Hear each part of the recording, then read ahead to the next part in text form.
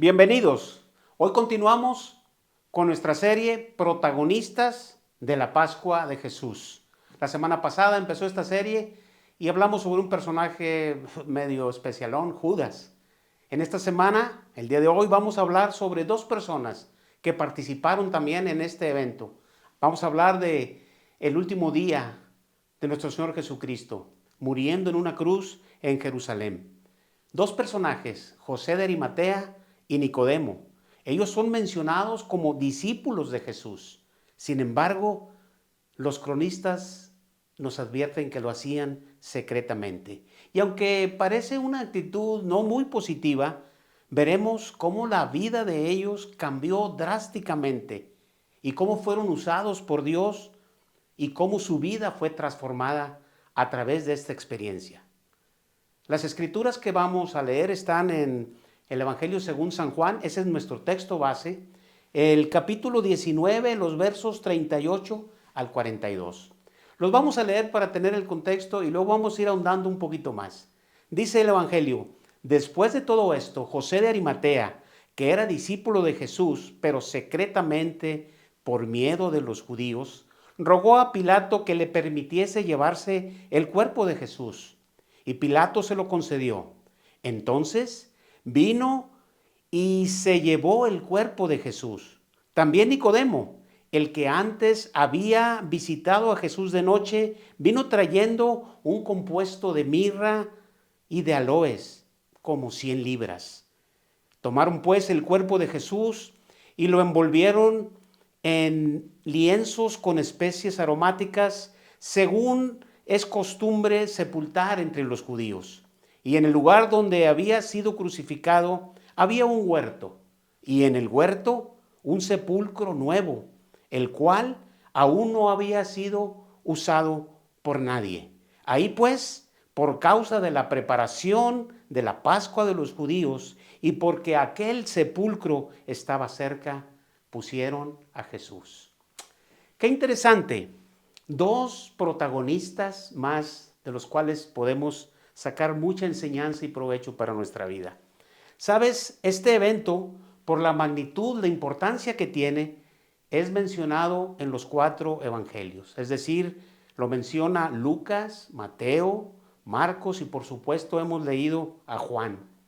Al poder leer estos 4 cronistas y poder encajar cada uno de sus narrativas, podemos tener un contexto más amplio, más rico y más profundo de lo que estos protagonistas nos pueden enseñar y de quiénes eran ellos en realidad. Por ejemplo, al leer estos evangelios podemos resumir lo siguiente de José de Arimatea. José de Arimatea, que era discípulo de Jesús, pero secretamente por miedo de los judíos, era un hombre rico. Era un varón bueno, un varón justo. Era también miembro del concilio y le habían llevado a esa mañana también para que diera su opinión, pero dicen los evangelios que no estuvo de acuerdo con nadie de ese Sanedrín ni de los hechos que estaban a punto de cometer.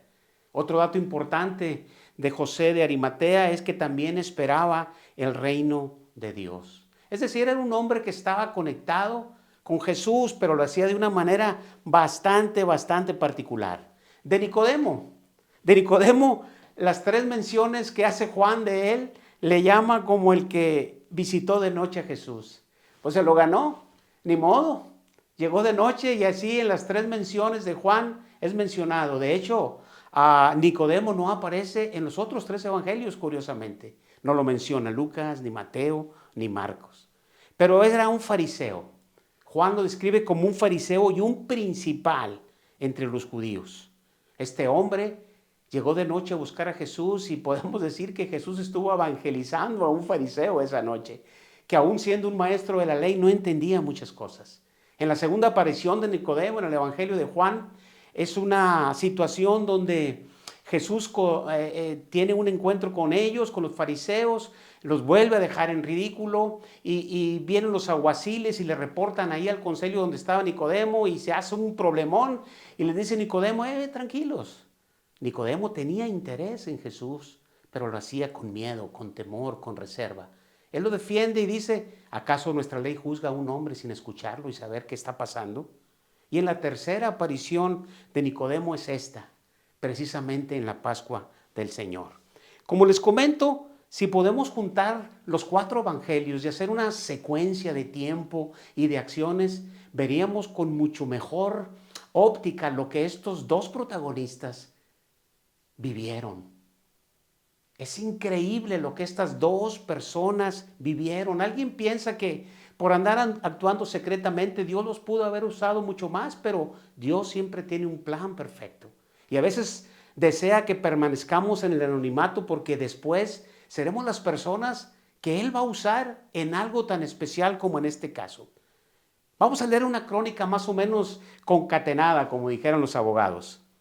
Ahí va. Después de todo eso, cuando llegó la noche, porque era la preparación, la víspera del día de reposo, José de Arimatea vino y entró osadamente y rogó a Pilato que le permitiese llevarse el cuerpo de Jesús.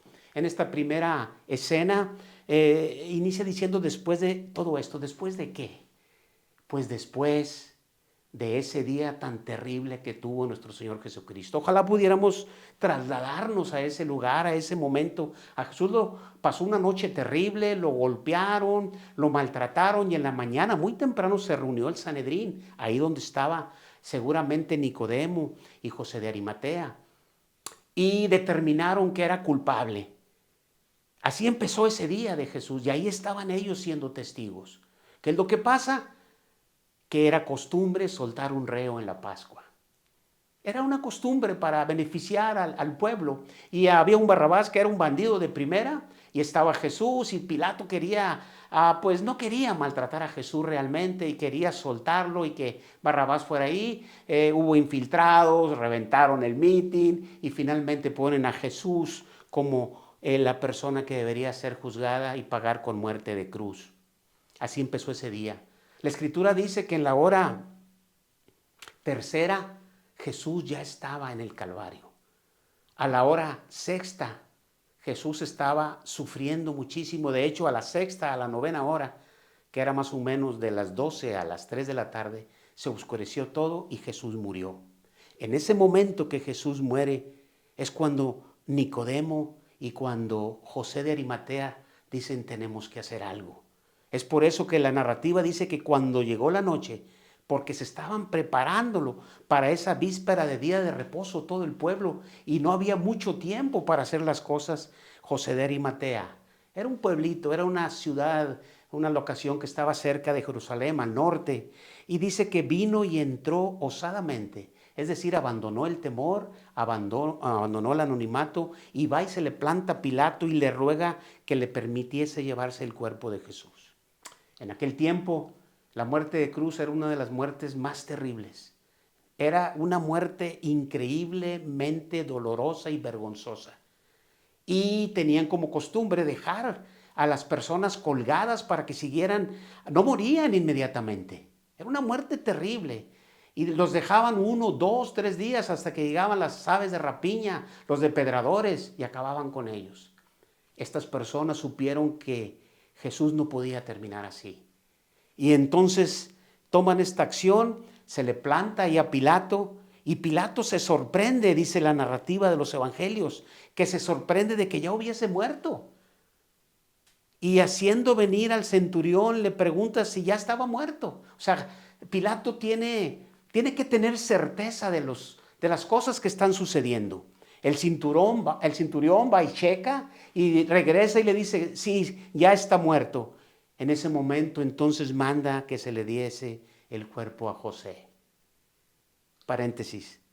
La narrativa dice, también Nicodemo, el que antes había visitado a Jesús de noche, vino trayendo un compuesto de mirra y de aloes como de 100 libras. Esto nos relata que estos 2 personajes, 2 discípulos de Jesús de la secreta, habían tenido una transformación, habían tenido un cambio en ese tiempo tan corto de tratar con el maestro en esa Pascua.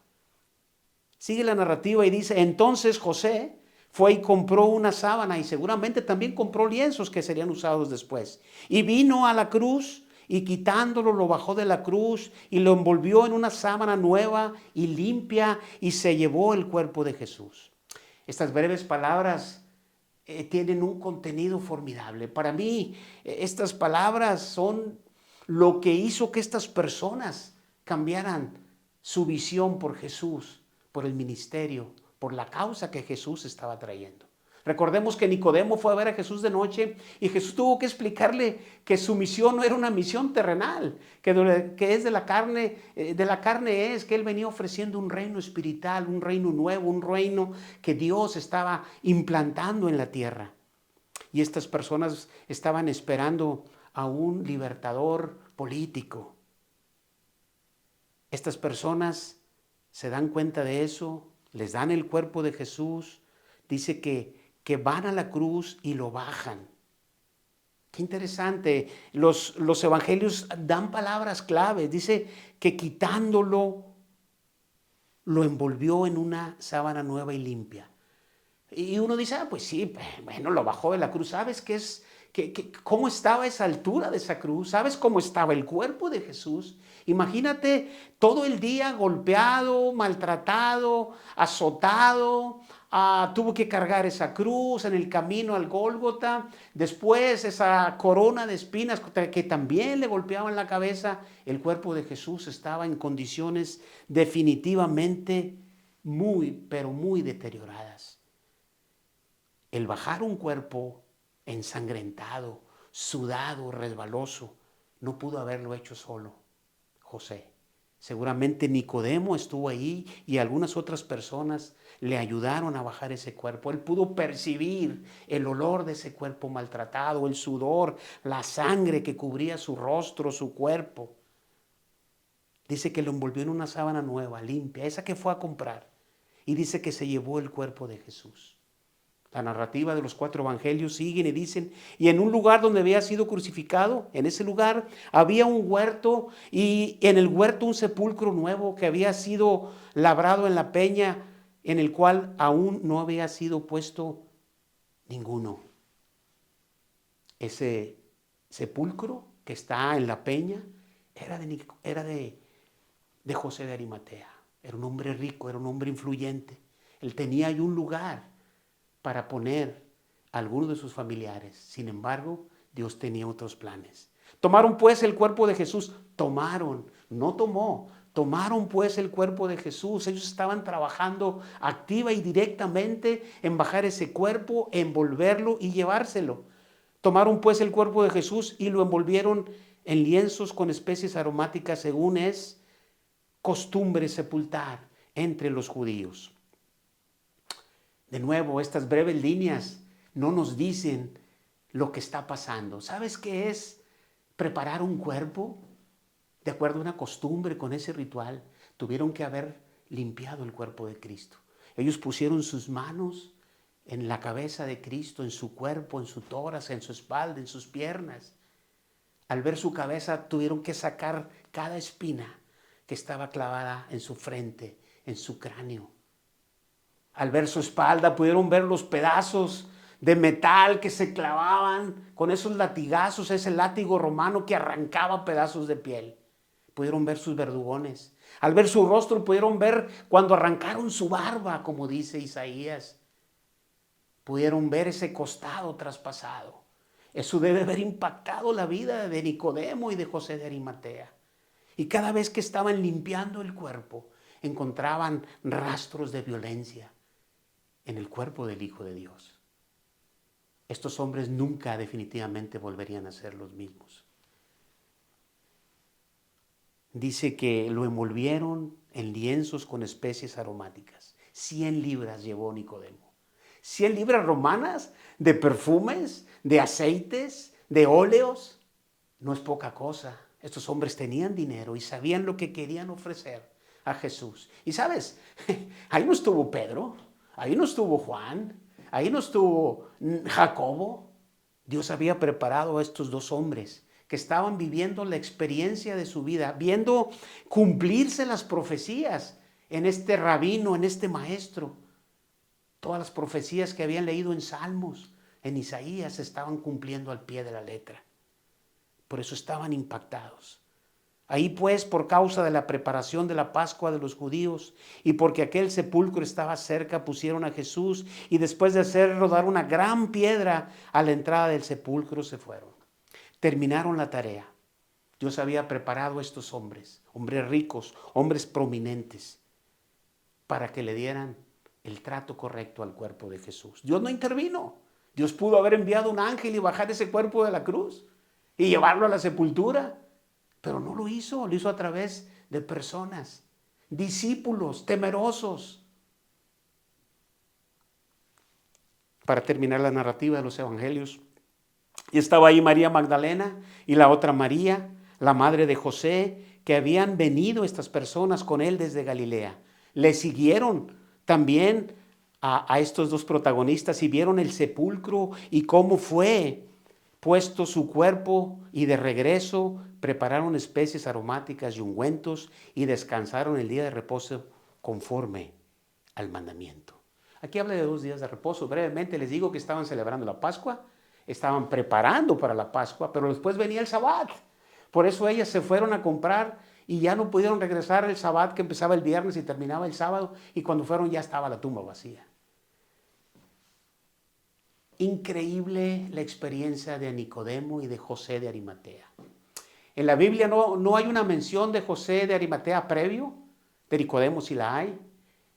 Te digo, Nicodemo fue evangelizado por Cristo Jesús. Ahí da lugar la famosa cita de porque de tal manera amó Dios al mundo. Tuvo que darle toda la explicación de la salvación. Tuvo que referir que así como Moisés levantó la serpiente en el desierto, es necesario que el Hijo del Hombre. Y entonces yo me imagino que Nicodemo tenía esas palabras en su mente cuando vio levantarse al Hijo del Hombre en esa cruz, y ellos lo bajaron amorosamente, con gran devoción, con gran pasión, y lo pusieron en esa tumba. Una tumba nueva que nadie había usado. Ellos querían evitar que dijeran, lo pusieron en una tumba donde estaban los huesos seguramente de Elías o Eliseo y resucitó. Pero Dios tiene todo bajo control, Dios no deja escapar nada. Era una tumba nueva que nadie había usado. Tremendo. Interesante. Apasionante la historia, pero podemos hacer algunas preguntas para reflexionar en ellas. La primera es, ¿qué impulsó a estos prominentes hombres a seguir en secreto a Jesús por todo ese tiempo antes de la cruz? Ellos eran hombres de posición, influyentes, ricos. Lo que seguramente les motivó a actuar de esa manera es que podían perder su posición en el Sanedrín. Podían perder su buen prestigio ante todos sus contemporáneos religiosos. Podían ser incluso expulsados de la sinagoga por seguir a un falso maestro, según lo que creían los fariseos. ¿Qué te impide a ti y a mí seguir a Jesús en secreto? ¿Qué podríamos perder por decir, soy cristiano? Jesús, por su sacrificio en la cruz, me ha dado la salvación, perdón de pecados y la vida eterna. Pregunta número 2. ¿Qué pasó en sus vidas que cambiaron tan radicalmente una relación con Jesús? Lo que yo pienso, lo que interpreto en las Escrituras, es que lo que cambió tan radicalmente fue ese contacto con el Maestro. El poder ver cumplida escritura tras escritura, profecía tras profecía, que sería tratado como un impostor, que sería golpeado sin misericordia, que se burlarían de él, que lo escupirían, que arrancarían su barba, que traspasarían su costado, que estaría entre los malhechores, que tendría parte con los ricos. Ellos entendían las Escrituras y sabían que estaban frente al Hijo de Dios, frente al Mesías que esperaban. El poder tocar su cuerpo, el poder lavar su cuerpo, el poder darle una sepultura digna como ser humano, trastocó sus vidas. ¿Qué tiene que pasar para que tu vida y mi vida cambien? ¿Qué evento tiene que llegar a nuestra vida para salir del anonimato y tener un encuentro con Jesús de tal manera que cambie nuestra vida? Pregunta número 3. ¿Por qué siendo estos hombres tan prósperos, ellos mismos hicieron el trabajo difícil? Ellos podían haber enviado un siervo a Pilatos y decir: Pilatos, venimos en nombre de José de Arimatea, este gran noble y rico, a que nos entregues el cuerpo de Jesús. Pero fue él directamente. Porque ellos mismos bajaron el cuerpo de Jesús de esa cruz. Porque ellos mismos prepararon su cuerpo. Porque no hay cosa más satisfactoria que el servicio directo al Señor. El sentir que eres útil en algo, que honras a Dios con tu servicio y que puedes servir también a otras personas, tu ejemplo. La última pregunta: ¿puedes ver la generosidad y el respeto por Jesús en el trato con su cuerpo? Estos hombres no podían permitir que ese cuerpo permaneciera colgado, que se fuera deteriorando más de lo que estaba. Venían los días de fiesta juntos, la Pascua, el Sabbat. No podían permitir que siguiera colgado. Salmos dice que no permitiría que su hijo viera corrupción. Entonces ellos, con gran amor, con gran generosidad, trataron el cuerpo de Cristo. ¿Qué hacemos nosotros con ese cuerpo de Cristo que se llama su iglesia? ¿Somos generosos? ¿Actuamos con devoción? ¿Damos lo que tenemos? ¿Metemos manos a la obra directamente? ¿O decimos: no, seguramente alguien lo va a hacer? Otra vez, para terminar y reflexionar, algo para poner en práctica.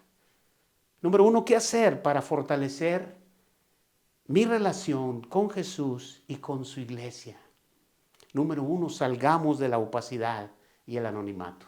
No seamos de la secreta. ¿A poco eres cristiano? Pues no sabía. Pues, cuidado si nos confunden fácilmente. Y no es que seamos robots o monjes tibetanos, sino que seamos buenos Cristos chiquitos, buenos cristianos, buenos imitadores de Cristo. ¿Qué hacer para fortalecer mi relación con Jesús y con su iglesia, con su cuerpo? Valorar seriamente, profundamente el sacrificio de Jesús por mi salvación. Cuando estas personas ven que ese hombre que está ahí es para pagar el pecado, como le dijo Jesús a Nicodemo, para que tengas perdón de pecado, para que tengas salvación de tu alma, para que tengas vida eterna. Cuando valoramos eso, cuando lo atesoramos, como lo ponemos como el motor del por qué hacer las cosas, no solamente el qué y cómo, sino por qué. ¿Qué nos motiva? ¿Cuál es nuestro motor? ¿Por qué daríamos la vida? Las cosas van a cambiar. Vamos a fortalecer nuestra relación con Jesús y con su iglesia. Y número 2, seamos mejores discípulos. Seamos buenos protagonistas de Jesús. ¿Cómo? La primera pregunta es: ¿cómo está nuestro desarrollo espiritual? ¿Somos discípulos o somos banqueros? Es decir, vamos a la banca el domingo. Bueno, en la iglesia silleros, ¿verdad? ¿O estamos iniciando un discipulado bíblico? ¿Saben? Nuestra iglesia tiene un discipulado completo, bien estructurado, es bíblico, es un patrón bíblico del discipulado. ¿Te estás discipulando? O si eres discipulador, ¿tienes un discípulo? Es decir, estás en un desarrollo espiritual para ser un buen seguidor de Jesús, un buen protagonista de Jesús.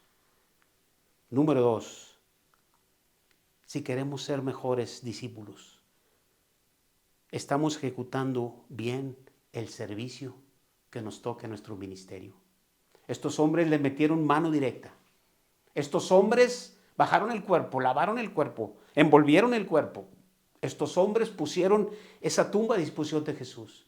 No se anduvieron por las ramas. ¿Sabes?